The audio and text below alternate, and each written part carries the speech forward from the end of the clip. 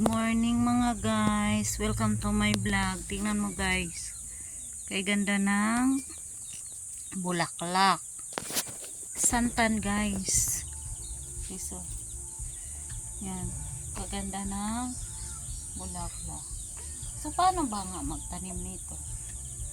Yan. Itisok lang siya guys. Sa lupa. Ang tawag ng lupa nila dito ay daga. Yan guys.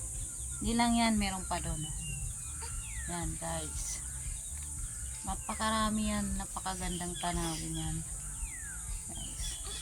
Saka napaka maaliwalas ng lugar nila.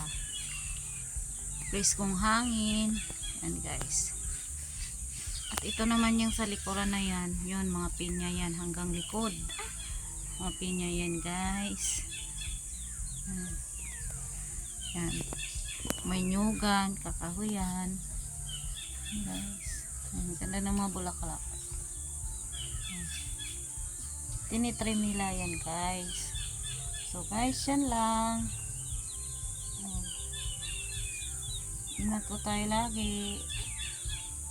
Maganda po talaga magtanim tayo ng mga bulaklak sa bakuran. Napaka maaliwalas din yan.